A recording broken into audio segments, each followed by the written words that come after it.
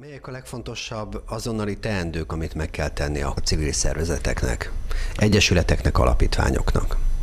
Én úgy gondolom, hogy azonnali teendő nincsen. Két komoly változás van, amit viszont mindenféleképpen fontos nyomon követni, illetve egy fél éven belül igazodni hozzá.